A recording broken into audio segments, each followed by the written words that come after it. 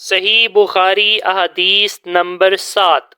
ہرقل شاہ روم نے ان کے پاس قریش کے قافلے میں ایک آدمی بلانے کو بھیجا، اور اس وقت یہ لوگ تجارت کے لیے ملک شام گئے ہوئے تھے، اور یہ وہ زمانہ تھا جب رسول اللہ صلی اللہ علیہ وآلہ وسلم نے قریش اور ابو سفیان سے ایک وقتی عہد کیا ہوا تھا۔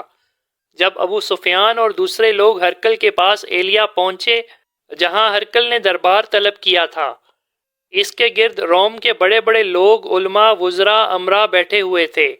ہرقل نے ان کو اور اپنے ترجمان کو بلوایا، پھر ان سے پوچھا کہ تم میں سے کون شخص مدعی رسالت کا زیادہ قریبی عزیز ہے؟ ابو سفیان کہتے ہیں کہ میں بول اٹھا کہ میں اس کا سب سے زیادہ قریبی رشتہ دار ہوں۔ یہ سن کر ہرقل نے حکم دیا کہ اس کو یعنی ابو سفیان کو میرے قریب لا کر بٹھاؤ، اور اس کے ساتھیوں کو اس کے پیٹھ کے پیچھے بٹھا دو۔ پھر اپنے ترجمان سے کہا کہ ان لوگوں سے کہہ دو کہ میں ابو سفیان سے اس شخص کے یعنی محمد صلی اللہ علیہ وآلہ وسلم کے حالات پوچھتا ہوں۔ اگر یہ مجھ سے کسی بات میں جھوٹ بول دیں تو تم اس کا جھوٹ ظاہر کر دینا۔ ابو سفیان کا قول ہے کہ اللہ کی قسم، اگر مجھے یہ غیرت نہ آتی کہ یہ لوگ مجھ کو جھٹلائیں گے تو میں آپ صلی اللہ علیہ وآلہ وسلم کی نسبت ضرور غلط گوئی سے کام لیتا۔ خیر، پہلی بات جو ہرقل نے مجھ سے پوچھی وہ یہ کہ اس شخص کا خاندان تم لوگوں میں کیسا ہے؟ میں نے کہا وہ تو بہت اونچے اعلیٰ نسب والے ہیں۔ کہنے لگا اس سے پہلے بھی کسی نے تم لوگوں میں ایسی بات کہی تھی؟ میں نے کہا نہیں۔ کہنے لگا اچھا اس کے بڑوں میں کوئی بادشاہ ہوا ہے؟ میں نے کہا نہیں۔ پھر اس نے کہا بڑے لوگوں نے اس کی پیروی اختیار کی یا کمزوروں نے؟ میں نے کہا نہیں، کمزوروں نے۔ پھر کہنے لگا اس کے تابعدار روز بڑھتے جاتے ہیں یا کوئی ساتھی پھر بھی جاتا ہے؟ میں نے کہا نہیں۔ کہنے لگا کیا اپنے اس دعوی نبوت سے پہلے کبھی کسی بھی موقع پر اس نے جھوٹ بولا؟ میں نے کہا نہیں۔ اور اب ہماری اس سے صلح کی ایک مقررہ مدت ٹھہری ہوئی ہے، معلوم نہیں وہ اس میں کیا کرنے والا ہے۔ ابو سفیان کہتے ہیں میں اس بات کے سوا اور کوئی جھوٹ اس گفتگو میں شامل نہ کر سکا۔ ہرقل نے کہا کیا تمہاری اس سے کبھی لڑائی بھی ہوتی ہے؟ ہم نے کہا کہ ہاں۔ بولا پھر تمہاری اور اس کی جنگ کا کیا حال ہوتا ہے؟ میں نے کہا لڑائی ڈول کی طرح ہے، کبھی وہ ہم سے میدان جنگ جیت لیتے ہیں اور کبھی ہم ان سے جیت لیتے ہیں۔ ہرقل نے پوچھا وہ تمہیں کس بات کا حکم دیتا ہے؟ میں نے کہا وہ کہتا ہے کہ صرف ایک اللہ ہی کی عبادت کرو، اس کا کسی کو شریک نہ بناؤ، اور اپنے باپ دادا کی شرک کی باتیں چھوڑ دو، اور ہمیں نماز پڑھنے، سچ بولنے، پرہیزگاری اور صلہ رحمی کا حکم دیتا ہے۔ یہ سن کر پھر ہرقل نے اپنے ترجمان سے کہا کہ ابو سفیان سے کہہ دے کہ میں نے تم سے اس کا نسب پوچھا تو تم نے کہا کہ وہ ہم میں اعلیٰ نسب ہے، اور پیغمبر اپنے قوم میں اعلیٰ نسل ہی بھیجے جایا کرتے ہیں۔ میں نے تم سے پوچھا کہ دعوی نبوت کی یہ بات تمہارے اندر اس سے پہلے کسی اور نے بھی کہی تھی؟ تو تم نے جواب دیا کہ نہیں۔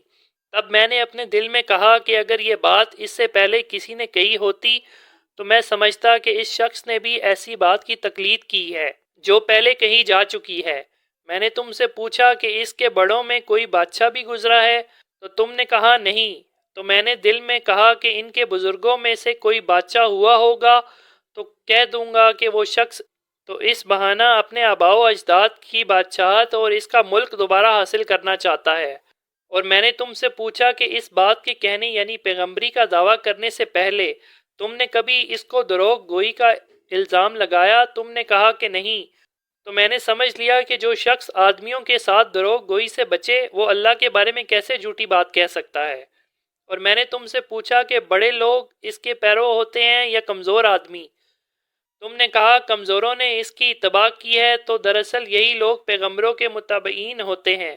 اور میں نے تم سے پوچھا کہ اس کے ساتھی بڑھ رہے ہیں یا کم ہو رہے ہیں؟ تم نے کہا کہ وہ بڑھ رہے ہیں، اور ایمان کی کیفیت یہی ہوتی ہے حتیٰ کہ وہ کامل ہو جاتا ہے۔ اور میں نے تم سے پوچھا کہ آیا کوئی شخص اس کے دین سے ناخوش ہو کر مرتد بھی ہو جاتا ہے؟ تم نے کہا نہیں۔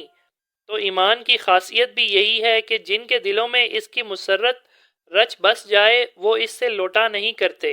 اور میں نے تم سے پوچھا کہ آیا وہ کبھی عہد شکنی کرتے ہیں؟ تو تم نے کہا نہیں۔ پیغمبروں کا یہی حال ہوتا ہے، وہ عہد کے خلاف ورزی نہیں کرتے۔ اور میں نے تم سے کہا کہ وہ تم سے کس چیز کے لیے کہتے ہیں؟ تم نے کہا کہ وہ ہمیں حکم دیتے ہیں کہ اللہ کی عبادت کرو، اس کے ساتھ کسی کو شریک نہ ٹھہراؤ، اور تمہیں بتوں کی پرستش سے روکتے ہیں، سچ بولنے اور پرہیزگاری کا حکم دیتے ہیں، لہٰذا اگر یہ باتیں جو تم کہہ رہے ہو سچ ہیں تو عنقریب وہ اس جگہ کا مالک ہو جائے گا کہ جہاں میرے یہ دونوں پاؤں ہیں۔ مجھے معلوم تھا کہ وہ پیغمبر آنے والا ہے، مگر مجھے یہ معلوم نہیں تھا کہ وہ تمہارے اندر ہوگا۔ اگر میں جانتا کہ اس تک پہنچ سکوں گا تو اس سے ملنے کے لیے ہر تکلیف گوارا کرتا، اگر میں اس کے پاس ہوتا تو اس کے پاؤں دھوتا۔ ہرقل نے رسول اللہ صلی اللہ علیہ وآلہ وسلم کا خط منگوایا جو آپ نے دہیہ کلبی رضی اللہ تعالی عنہ کے ذریعے حاکم بصرہ کے پاس بھیجا تھا، اور اس نے وہ ہرقل کے پاس بھیج دیا تھا۔ پھر اس کو پڑھا تو اس میں لکھا تھا، اللہ کے نام کے ساتھ جو نہایت مہربان اور رحم والا ہے۔ اللہ کے بندے اور اس کے پیغمبر محمد صلی اللہ علیہ وآلہ وسلم کی طرف سے یہ خط ہے شاہ روم کے لیے۔ اس شخص پر سلام ہو جو ہدایت کی پیروی کرے۔ اس کے بعد میں آپ کے سامنے دعوت اسلام پیش کرتا ہوں۔ اگر آپ اسلام لے آئیں گے تو دین و دنیا میں سلامتی نصیب ہوگی، اللہ آپ کو دوہرا ثواب دے گا، اور اگر آپ میری دعوت سے روگردانی کریں گے تو آپ کی رعایا کا بھی گناہ آپ پر ہوگا۔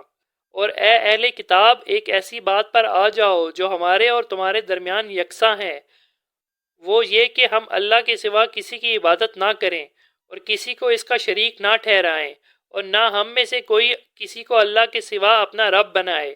پھر اگر وہ اہل کتاب اس بات سے منہ پھیر لیں تو مسلمانوں، تم ان سے کہہ دو کہ تم مانو یا نہ مانو، ہم تو ایک اللہ کے اطاعت گزار ہیں۔ ابو سفیان کہتے ہیں جب ہرقل نے جو کچھ کہنا تھا کہہ دیا اور خط پڑھ کر فارغ ہوا تو اس کے ارد گرد بہت شور و غوغا ہوا، بہت سی آوازیں اٹھیں اور ہمیں باہر نکال دیا گیا۔ تب میں نے اپنے ساتھیوں سے کہا کہ ابو کبشہ کے بیٹے نبی کریم صلی اللہ علیہ وآلہ وسلم کا معاملہ تو بہت بڑھ گیا ہے، دیکھو تو اس سے بنی اصفر روم کا بادشاہ بھی ڈرتا ہے۔ مجھے اس وقت اس بات کا یقین ہو گیا کہ نبی کریم صلی اللہ علیہ وآلہ وسلم عنقریب غالب ہو کر رہیں گے، حتیٰ کہ اللہ نے مجھے مسلمان کر دیا۔ راوی کا بیان ہے کہ ابن ناطور ایلیا کا حاکم ہرقل کا مصاحب اور شام کے نصارہ کا لاٹ پادری بیان کرتا ہے کہ ہرقل جب ایلیا آیا ایک دن صبح کو پریشان اٹھا تو اس کے درباریوں نے دریافت کیا کہ آج ہم آپ کی حالت بدلی ہوئی پاتے ہیں، کیا وجہ ہے؟ ابن ناطور کا بیان ہے کہ ہرقل نجومی تھا، علم نجوم میں وہ پوری مہارت رکھتا تھا۔ اس نے اپنے ہم نشینوں کو بتایا کہ میں نے آج رات ستاروں پر نظر ڈالی تو دیکھا کہ ختنہ کرنے والوں کا بادشاہ ہمارے ملک پر غالب آ گیا ہے۔ بھلا اس زمانے میں کون لوگ ختنہ کرتے ہیں؟ انہوں نے کہا کہ یہودی کے سوا کوئی ختنہ نہیں کرتا، سو ان کی وجہ سے پریشان نہ ہوں۔ سلطنت کے تمام شہروں میں یہ حکم لکھ بھیجیں کہ وہاں ختنے یہودی ہوں سب قتل کر دیے جائیں۔ وہ لوگ انہی باتوں میں مشغول تھے کہ ہرقل کے پاس ایک آدمی لایا گیا جسے شاہ غسان نے بھیجا تھا۔ اس نے رسول اللہ صلی اللہ علیہ وآلہ وسلم کے حالات بیان کیے۔ جب ہرقل نے سارے حالات سن لیے تو کہا کہ جا کر دیکھو ختنہ کیے ہوئے ہیں یا نہیں۔ انہوں نے اسے دیکھا تو بتلایا کہ وہ ختنہ کیے ہوئے ہیں۔ ہرقل نے جب اس شخص سے عرب کے بارے میں پوچھا تو اس نے بتلایا کہ وہ ختنہ کرتے ہیں۔ تب ہرقل نے کہا کہ یہی محمد صلی اللہ علیہ وآلہ وسلم اس امت کے بادشاہ ہیں جو پیدا ہو چکے ہیں۔ پھر اس نے اپنے ایک دوست کو رومیہ خط لکھا اور وہ بھی علم نجوم میں ہرقل کی طرح ماہر تھا۔ پھر وہاں سے ہرقل حمص چلا گیا، ابھی حمص سے نکلا نہیں تھا کہ اس کے دوست کا خط اس کے جواب میں آ گیا۔ اس کی رائے بھی نبی کریم صلی اللہ علیہ وآلہ وسلم کے ظہور کے بارے میں ہرقل کے موافق تھی کہ محمد صلی اللہ علیہ وآلہ وسلم واقعی پیغمبر ہیں۔ اس کے بعد ہرقل نے روم کے بڑے آدمیوں کو اپنے حمص کے محل میں طلب کیا اور اس کے حکم سے محل کے دروازے بند کر لیے گئے۔ پھر وہ اپنے خاص محل سے باہر آیا اور کہا، اے روم والو، کیا ہدایت اور کامیابی میں کچھ حصہ تمہارے لیے بھی ہے؟ اگر تم اپنی سلطنت کی بقا چاہتے ہو تو پھر اس نبی کی بیعت کر لو اور مسلمان ہو جاؤ۔ یہ سننا تھا کہ پھر وہ لوگ وحشی گدھوں کی طرح دروازوں کی طرف دوڑے مگر انہیں بند پایا۔ آخر جب ہرقل نے اس بات سے ان کی یہ نفرت دیکھی اور ان کے ایمان لانے سے مایوس ہو گیا تو کہنے لگا کہ ان لوگوں کو میرے پاس لاؤ۔ جب وہ دوبارہ آئے تو اس نے کہا، میں نے جو بات کہی تھی اس سے تمہاری دینی پختگی کی آزمائش مقصود تھی، سو وہ میں نے دیکھ لی۔ تب یہ بات سن کر وہ سب کے سب اس کے سامنے سجدے میں گر پڑے اور اس سے خوش ہو گئے۔ بالآخر ہرقل کی آخری حالت یہی رہی۔ عبداللہ کہتے ہیں کہ اس حدیث کو صالح بن کیسان، یونس اور معمر نے بھی زہری سے روایت کیا ہے۔